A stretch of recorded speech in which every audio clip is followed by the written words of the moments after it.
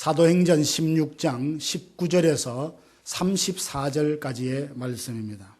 여종의 주인들은 자기 수익에 소망이 끊어진 것을 보고 바울과 실라를 붙잡아 장터로 관리들에게 끌어갔다가 상관들 앞에 데리고 가서 말하되, 이 사람들이 유대인인데 우리 성을 심히 요란하게 하여 로마 사람인 우리가 받지도 못하고 행하지도 못할 풍속을 전한다.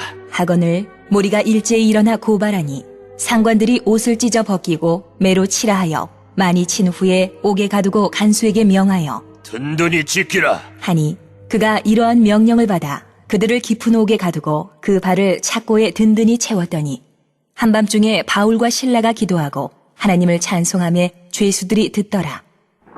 이에 갑자기 큰 지진이 나서 옥터가 움직이고 문이 곧 다 열리며 모든 사람의 매인 것이 다 벗어진지라. 간수가 자다가 깨어 옥문들이 열린 것을 보고 죄수들이 도망한 줄 생각하고 칼을 빼어 자결하려 하거늘 바울이 크게 소리질러 이르되, 내 몸을 상하지 말라. 우리가 다 여기 있노라. 하니 간수가 등불을 달라고 하며 뛰어들어가 무서워 떨며 바울과 실라 앞에 엎드리고 그들을 데리고 나가 이르되, 선생들이여, 내가 어떻게 하여야 구원을 받으리까? 하거늘 이르되, 주 예수를 믿으라. 그리하면 너와 내 집이 구원을 받으리라. 하고 주의 말씀을 그 사람과 그 집에 있는 모든 사람에게 전하더라. 그 밤 그 시각에 간수가 그들을 데려다가 그 맞은 자리를 씻어주고 자기와 그 온 가족이 다 세례를 받은 후 그들을 데리고 자기 집에 올라가서 음식을 차려주고 그와 온 집안이 하나님을 믿음으로 크게 기뻐하니라. 아멘. 하나님의 뜻대로 살면 고난을 받을까요? 고난을 받지 않을까요? 하나님의 뜻대로 사는 삶에도 고난이 있습니다. 디모데후서 3장 12절 보면 무릇 그리스도 예수 안에서 경건하게 살고자 하는 자는 핍박을 받을 것이다 라고 말씀을 했습니다. 베드로전서 4장 12절 13절들 보면 사랑하는 자들아 너희를 연단하려고 오는 불시험을 이상한 일 당하는 것 같이 이상히 여기지 말고 오히려 너희가 그리스도의 고난에 참여하는 것으로 즐거워하라. 은을 행하면서도 하나님의 뜻대로 살아가면서도 그 삶에 고난이 있습니다. 하나님이 계획하신 게 고난이 없다라고 생각하고 살다가 고난을 만나면 당황하기 일쑤입니다. 하나님의 뜻대로 살아갈 때도 고난은 피할 수 없습니다. 성령께서 아시아로 복음을 증거하려고 하는 사도 바울의 발걸음을 막으셨습니다. 바울은 서북쪽 무시아로 가서 동쪽으로 비두니아 쪽으로 복음을 증거하려고 했지만 그 길도 성령께서 허락하지 않으셨습니다. 사도 바울은 드로아에 내려가서 조금 마음에 낙심이 되었을 때에 하나님께서 환상을 보여주시고 그로 하여금 새로운 길로 인도해 주셨습니다. 복음은 아시아에만 머무르는 것이 아니라 아시아를 넘어서 유럽에 전해지고 온 열방에 전해지기를 원하셨기 때문입니다. 바울이 성령께서 이끄시는 대로 마게도냐로 가서 첫 성 빌립보에 도착을 했습니다. 빌립보에서 복음을 전할 때 고난이 없었을까? 하나님이 인도하신 걸음 아닙니까? 그렇지만 빌립보에서 복음을 전할 때 큰 어려움과 또한 환난을 만났습니다. 매를 맞고 빌립보 감옥에 갇히게 되었습니다. 예수님을 믿는 우리들도 하나님의 뜻대로 살아가면서 믿음으로 살면서 고난이 있습니다. 그럴 때 우리는 어떻게 해야 할까요? 복음을 전하다가 감옥에 갇히고 매를 맞았던 바울과 실라의 삶과 행동을 바라보며 오늘 우리도 예상치 못했던 인생의 밤을 만날 때, 고난을 만날 때 어떻게 해야 되는지 본문을 통해서 그 해답을 찾고 함께 은혜 받기를 간절히 원합니다. 바울은 자기의 길이 가로막혀서 드로아에서 정말 환상을 보면서 마게도냐로 갔습니다. 빌립보 첫 성에 가서 복음을 전하는데 빌립보는 로마의 식민지로 알렉산더 대왕의 아버지인 필립이 자기 이름을 따서 세운 도시입니다. 마게도냐 지방에서 제일 큰 도시로 알려져 있습니다. 이 빌립보 선교가 왜 그렇게 중요한가 하면 아시아를 넘어서 유럽으로 가는 첫 관문이기 때문입니다.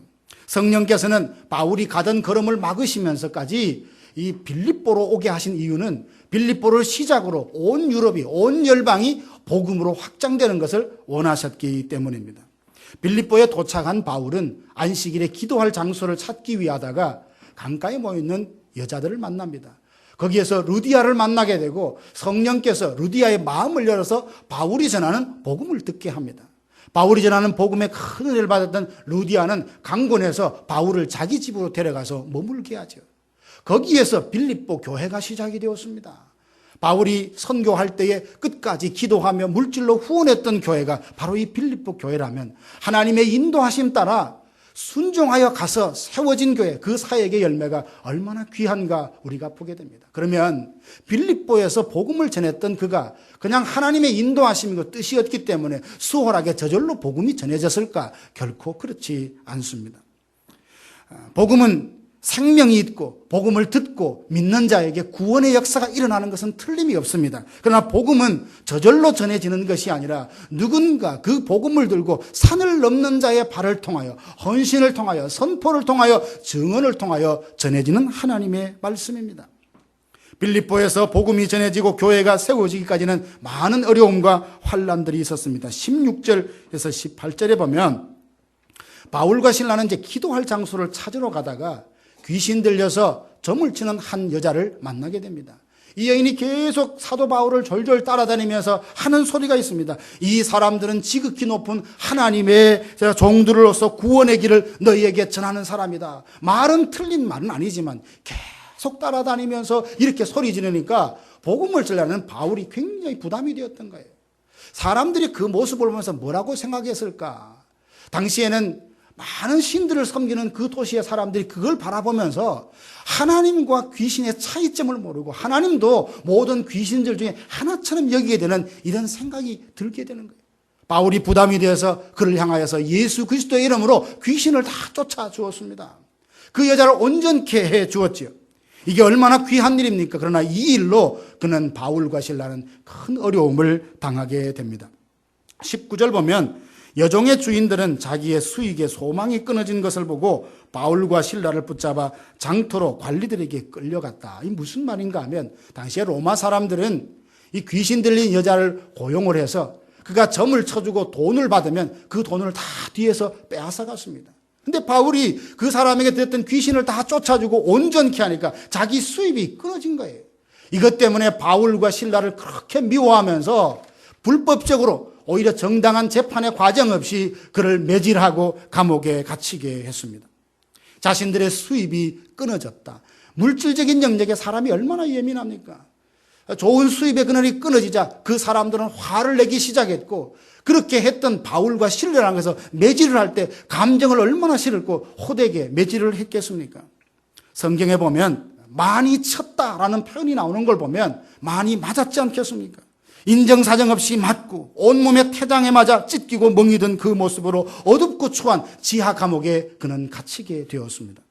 맞은 부위에 상처가 쓰리고 아팠을 것입니다. 아마 그때 순간적으로 우리들 같으면 그렇게 생각하지 않았을 거예요. 아니 마게도냐에서 우리를 도우라고 환상을 봤는데 이게 내가 잘못된 환상인가? 하나님의 뜻인 줄 알고 왔는데 혹시 그것이 내 인생의 올무가 아닌가 생각할 수 있지 않겠어요?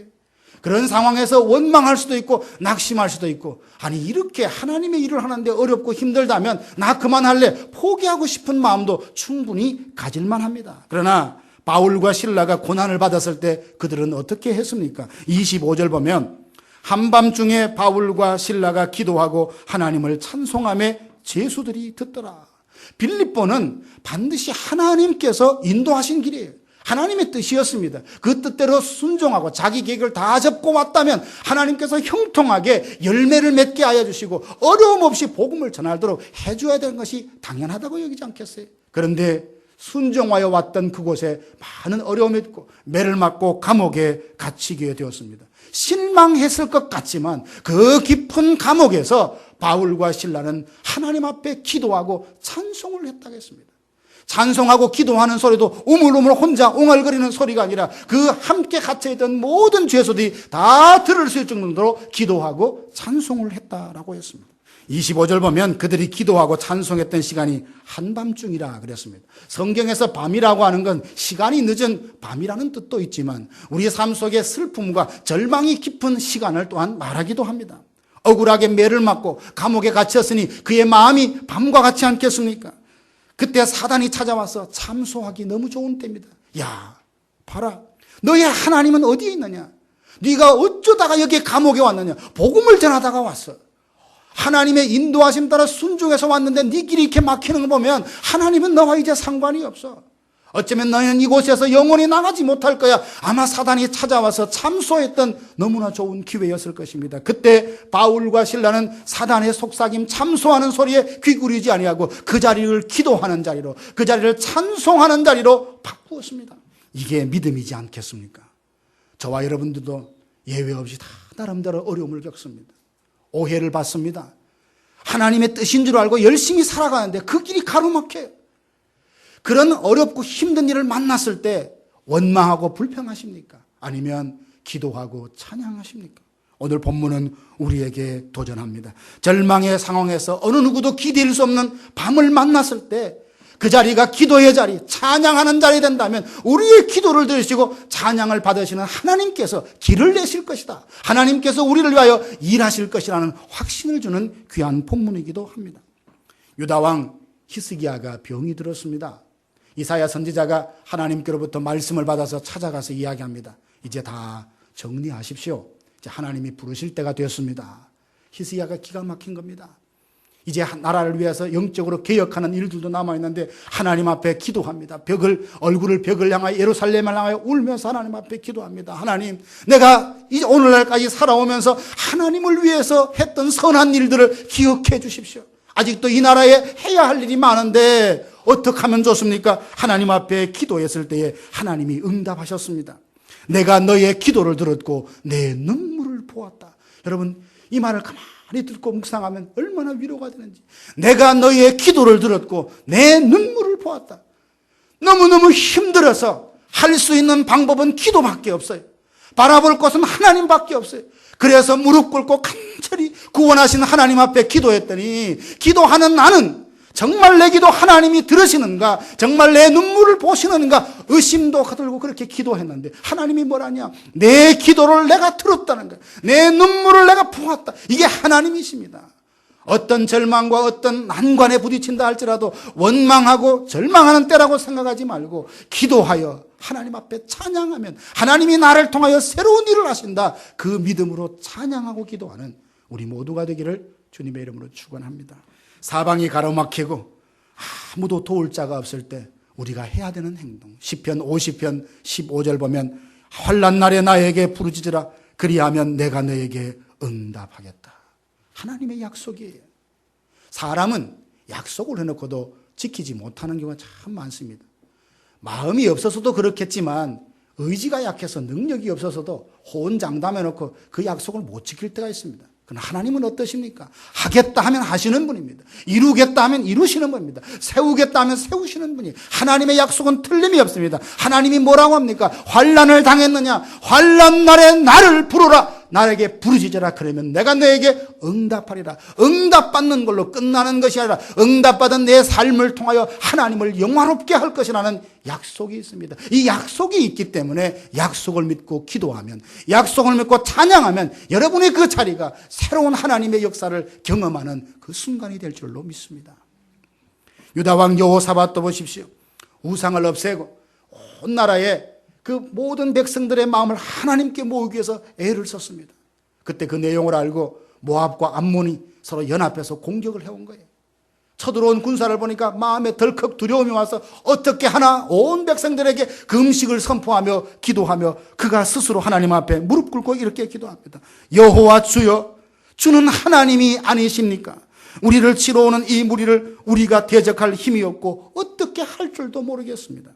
주의 손에 권세와 능력이 있는 줄 알고 오직 우리가 주만 바라봅니다. 오직 우리가 이 상황에서 주만 바라봅니다. 그의 기도를 들으시고 하나님은 놀랍게 역사하시는데, 군대를 맞서서 전쟁해야 될 왕이 내린 처방 그 결론이 뭐냐 하면 레위인들에게 예복을 다 입히고 그 맨 선봉에 서서 하나님을 찬양하게 하는 것입니다. 아니, 전쟁에 맞서면 칼과 창을 가지고 싸워야 될 텐데 예복을 입히고 성가대를 앞서서 하나님의 그 위대하심을 찬양하게 할 때에 놀라운 역사가 일어납니다. 하나님께서는 그 전쟁에 이스라엘 대신 싸우시고 승리를 주셨어요. 이스라엘 민족이 너무나 그것을 기념하여 브라가 골짜기, 찬양의 골짜기라는 이름으로 그 골짜기를 이름하지 않았습니까? 사랑하는 성도 여러분, 누구든지 어려움, 난관을 다 만납니다. 어려움이 있을 때 나만 당하고 나만 겪는다 생각하는데 그렇지 않습니다. 말하지 않을 뿐, 표현하지 않을 뿐 다 나름대로의 고난과 가로막힘에서 하나님 앞에 질문하며 기도하며 살아갑니다. 그것이 인생이고 그것이 신앙의 생활입니다. 어떤 게 가로막힐 때 절망하지 말고 하나님의 새로운 역사를 시작하실 기회인 줄 알고 그 자리에서 기도하고 그 자리에서 하늘을 향하여 찬양할 때 우리가 상상할 수 없는 새 일과 하나님의 능력을 경험하게 될 것입니다. 그러면 갇혀 있을 때 바울과 실라가 기도하며 이 찬양했다는 것이 무슨 의미일까? 세 가지로 좀 정리해 보려고 합니다. 첫째는요, 그 감옥 속에 갇혀서 하나님을 찬양했다는 건 뭐냐면 나는 환경에 얽매이는 사람이 아니다라고 하는 승리의 선포예요. 우리 인간들은 환경에 참 이렇게 영향을 많이 받습니다. 기도하려고 마음을 가지고 왔는데 사람의 숫자가 없으면 제일 먼저 드는 생각이 뭐예요? 왜 이렇게 사람이 없지? 몇 사람이 있어도 사람이 없지라며 그 분위기에 금방 우리가 영향을 받게 되는 것입니다. 사람들은 일이 잘 될 때 좋은 환경에서 노래를 부릅니다. 그런 사람들의 기준을 보면 사도 바울과 이 실라의 입장은 결코 노래할 수 있는 상황이 아닙니다. 좋은 일을 했습니다. 선한 일을 했어요. 거기다가 매를 맞고 감옥까지 갇혔으니 억울하지 않겠습니까? 오히려 원망할 만한 그런 상황에서 그들은 찬양을 함으로써 나는 환경에 얽매이는 사람이 아니라 이 환경을 다스리는 하나님을 믿는 진정한 그리스도인이다 라는 것을 찬양하고 기도함으로 선포하는 거예요. 우리가 정말 어려울 때 있잖아요. 앞이 캄캄할 때 있어요. 그때 하나님을 찬양하고 기도하는 그 행위 자체가 뭐냐 하면 나는 승리의 사람이다. 하나님이 나를 승리로 이끄실 것이라는 것을 만방에 선포하는 행위가 바로 그런 거예요. 그들의 찬송은 환경에 얽매이지 않는 승리자의 노래였습니다. 빌립보서 4장 12절 말씀해 보면 나는 비천에 처할 줄도 알고 풍부에도 처할 줄 알아. 모든 일 배부름과 배고픔과 풍부와 궁핍에도 처할 줄 아는 일체의 비결을 배웠노라. 처음에 사역할 때는 물질이 없으면 어떻게, 후원이 끊어지면 어떻게 그렇게 생각했다가 하나님의 인도하심으로 사역을 했어요. 어느 정도 사역을 진행하면서 뒤돌아보니까 물질이 많을 때나 물질이 없을 때나 하나님은 여전히 나를 통하여 사역을 했다는 것을 발견하게 되면서 환경에 얽매이지 않게 되는 믿음을 그가 갖추게 된 거예요. 그러면서 그가 고백한 게 뭡니까? 내게 능력 주시는 자 안에서 내가 모든 것을 할 수 있느니라. 하나님 안에만 있다면, 능력 주시는 그분 안에 있다면 나의 환경은 전혀 큰 영향을 미치지 않는다. 이게 바로 바울의 신앙이었습니다. 그 신앙이 있었기 때문에 갇힌 곳에서도 찬양하고 노래할 수 있었습니다. 극단적인 예라 할지 모르겠지만 지금도 선교지에 가면 맨 땅에다 잠을 자는 아이들이 있고 그리고 하루 한 끼 해결하지 못해서 힘들어하는 사람들이 얼마나 많이 있는지 모릅니다. 제대로 먹지 못해서 기아로 죽어가는 곳이 참 많이 있어요. 우리보다 열악한 환경에 있어요. 그런데 우리보다 열악한 환경에 있기 때문에 우리보다 믿음이 낮을 것이다, 믿음이 못할 것이다, 그렇게 생각하면 안 됩니다. 그들에게 가면요 참 사모함이 있어요. 말씀에 대한 사모함이 있어요. 은혜에 대한 사모함이 있어요. 1시간, 2시간, 3시간까지 그렇게 말씀을 전하고 찬양해도 그걸 그렇게 기뻐합니다. 사실 우리가 가난할 때, 힘들 때 그렇게 신앙생활을 했거든요. 어느새 조금 살기 좋아지고 편해지다 보니까 그것을 유지하고 관리하는데 너무 많은 시간을 뺐다 보니까 기도할 시간, 예배하는 시간이 자꾸만 길어지고 부담이 되는 거예요. 말씀에 대한 사모함, 은혜에 대한 갈급해하는 마음이 얼마나 순수하고 간결한지. 그 선교지에 다녀오면 그들에게 뭔가를 주고 갈 것 같은데 돌아올 때는 주고 온 것이 아니라 더 많은 것을 얻어 쏘았다는 그런 느낌을 갖고 돌아온단 말이죠. 예수님도요 열악한 환경 중에 사셨습니다. 연약한 유대 민족으로 이 땅에 오시지 않았습니까? 가난한 목수의 아들로 그렇게 사셨습니다. 육신의 아버지 요셉이 아마 일찍 죽어서 가정의 모든 것들을 책임졌다라는 기록들을 보면 예수님은 참 고단한 삶을 사셨어요. 얼마나 가난한 삶을 사셨는지 심지어 성전세를 낼 때 동전이 없어서 낚시를 해서 한 세겔이 나오자 그것을 베드로와 반 세겔씩 성전세를 내게 하셨습니다. 예수님이 만약에 충분한 물질이 있었다면 호주머니에 돈을 내서 이것을 내서 성전세를 내라든지 아니면 가난한 다른 많은 사람들의 세를 대신 낼 수도 있지 않겠습니까? 성경의 기록을 보세요. 예수님이 누군가에게 물질로 곤개하고 섬겼다는 말은 전혀 없습니다. 그만큼 가난하게 사셨죠. 열악한 환경에 사셨음에도 불구하고 예수님이 그렇게 열악한 환경, 가난한 삶을 사셨다고 해서 메시아로서의 사역을 감당하지 못했습니까? 그분의 영광이, 그분의 능력이 땅에 떨어졌습니까? 그렇지 않아요. 그렇게 보면 보세요. 믿음으로 보면 이 환경은 다스려야 될 영역이지, 내가 거기서 얽매여서 믿음도 모든 것도 거기에 묻혀서 살아가는 것이 아니라는 거예요. 이게 본문이 우리에게 주는 도전이기도 합니다.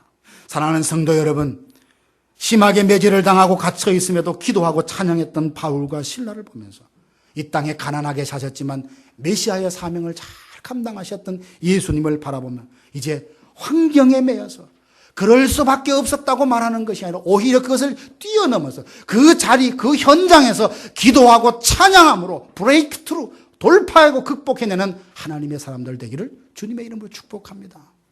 두 번째는 하나님을 온전히 신뢰하는 믿음의 고백이에요. 갇혀있는 그 자리에서 찬양을 했다는 것은 그들이 하나님만 전적으로 신뢰한다는 믿음의 고백입니다. 감옥에 갇힌다는 것은 외부와 차단된 상태를 말합니다.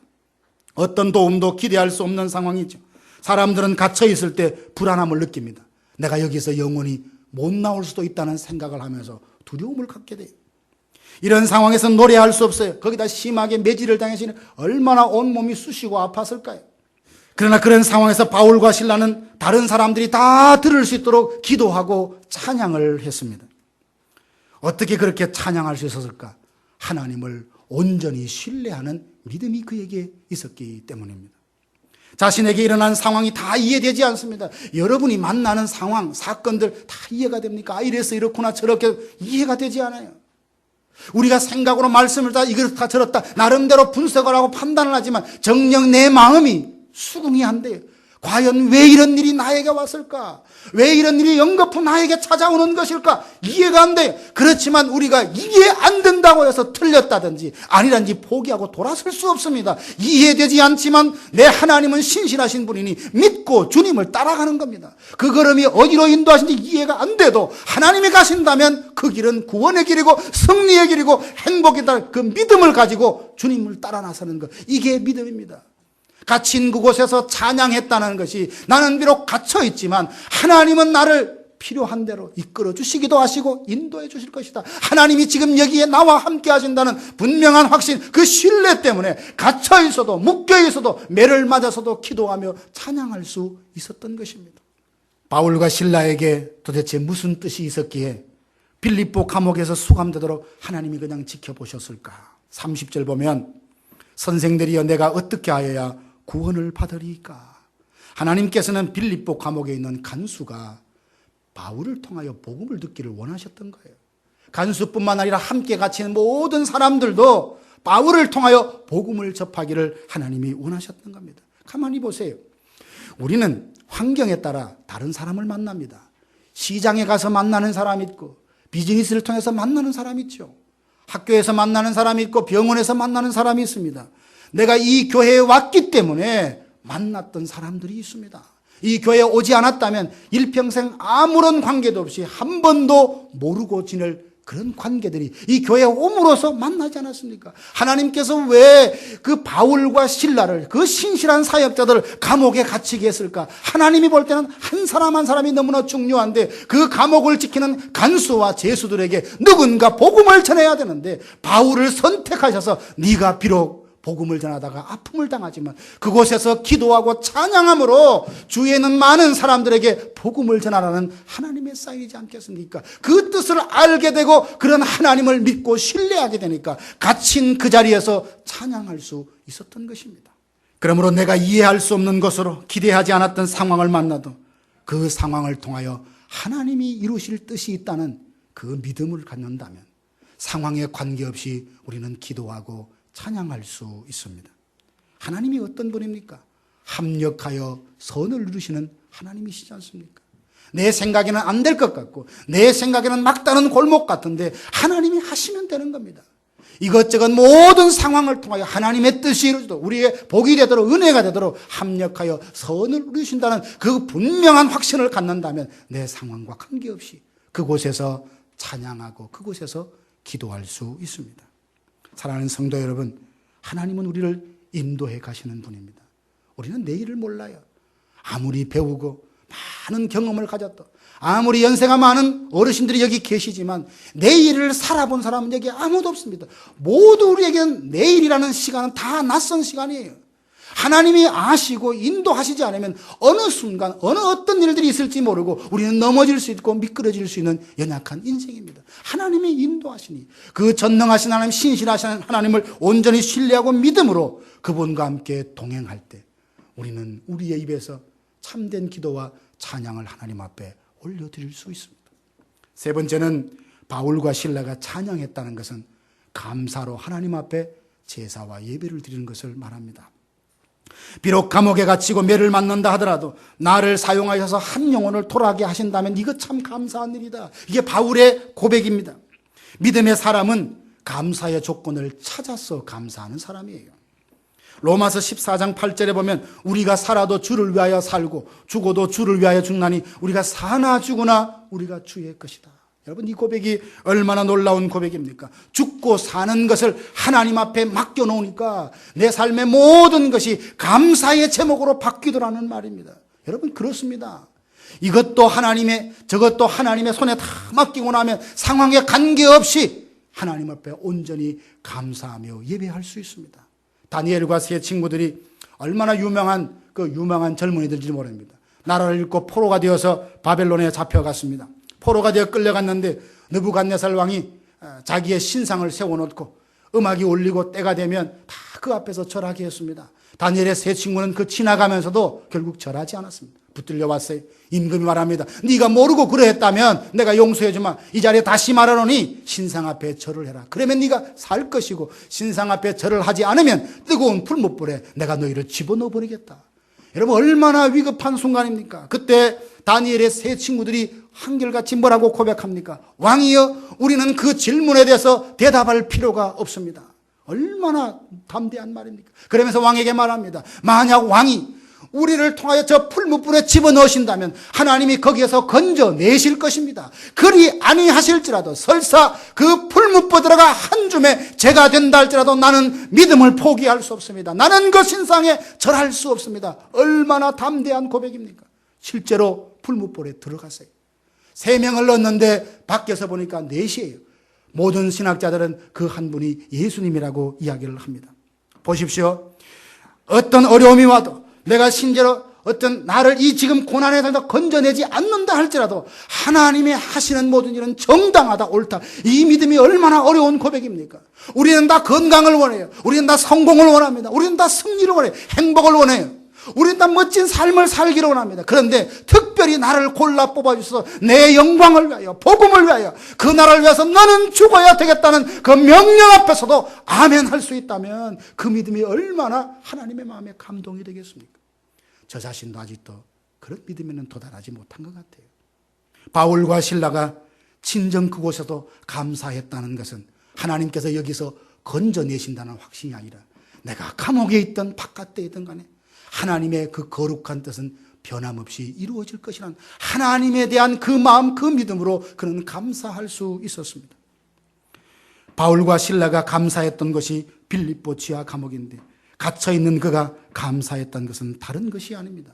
나는 갇혀있지만 복음이 전해진다면, 나는 갇혀있지만 나를 통하여 누군가 복음을 듣는다면 그 사실을 두고 기뻐할 수 있는 신앙이 있었기 때문에 그 상황에서 감사하며 찬양할 수 있었습니다. 아무것도 염려하지 말고 오직 모든 일에 기도와 간구로 너희 구할 것을 감사함으로 하나님께 하라. 기도할 때도 감사함으로 하나님께 기도하라. 그리하면 하나님의 평강이 너희 마음과 생각을 지켜주시라 약속했습니다. 사랑하는 성도 여러분, 기도할 수 없다던 환경, 절망할 수밖에 없다던 그 장소에서 기도하고 찬양했던 사람이 있다면 오늘 우리는 어떻겠습니까? 내 스스로 포기하지 않는 한, 내 스스로 할 수 없다고 포기하지 않는 한 우리는 어떤 장소에서도 어떤 상황에서도 찬양하고 기도할 수 있습니다.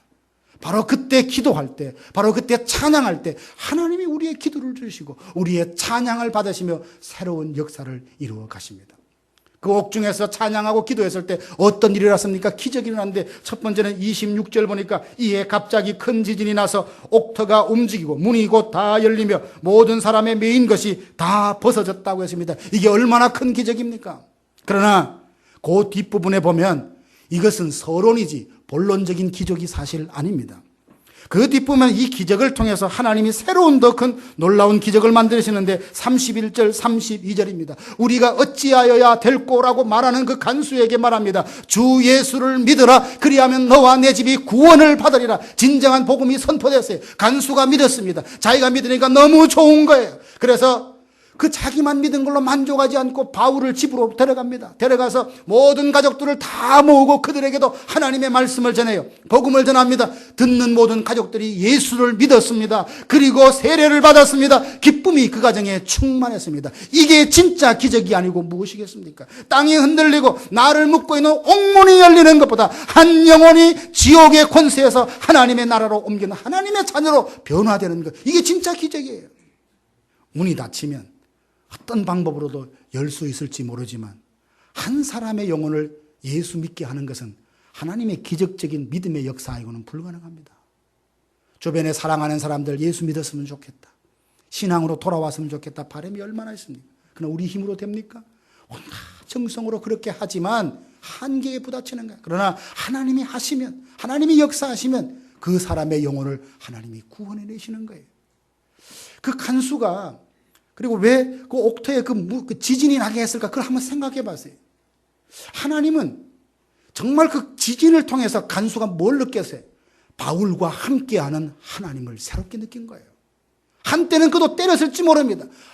바울에게 고난을 줬을지 몰라요. 그런데 그 바울을 지키시고 함께 하시는, 그가 기도하는 기도를 들으시고 그가 찬양할 때 찬양을 들으시고 이 땅을 흔들게 하는 하나님이라면 믿을만하다라고 하고 자기가 예수를 믿었을지도 모릅니다. 그러고 보면 땅이 흔들리고 옥문이 열리는 것보다 자기가 믿고 자기 가족이 모두 다 예수 믿는 게 진정한 기적이지 않겠습니까? 여러분 삶의 현장에 기도할 수 없는 입장, 찬양할 수 없는 입장이라도 하나님만 전적으로 믿고 나는 이미 환경에 얽매이는 있는 사람이 아니라 환경을 다스리는 하나님의 사람이다, 승리를 선포하고 믿음으로 살고 감사의 예배를 드린다면 우리의 삶을 통하여 하나님은 삶을 변화시키는 생명의 열매를 만들어주시는 기적을 경험하게 될 것입니다.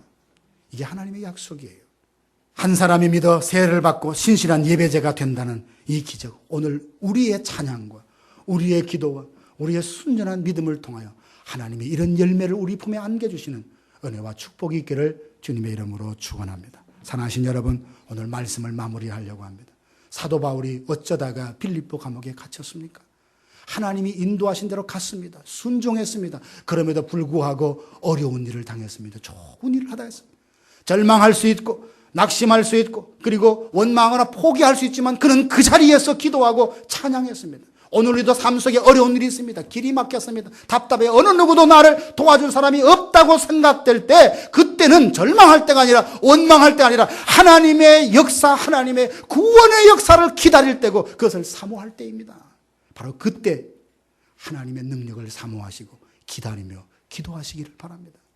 그 자리가 기도하는 자리가 되고 그 자리에 찬양하는 자리가 되어서 승리를 선포하는 자리, 믿음을 고백하는 자리, 감사의 예배를 드리는 자리가 된다면 어떻게 저 사람이 저런 상황에서 기도할 수 있지? 어떻게 저 사람이 저런 상황에 노래할 수 있지? 사람들이 우리의 삶을 바라보며 하나님 살아계시는구나, 하나님이 함께 하시는구나 라고 하며 하나님께로 돌아온다는 겁니다.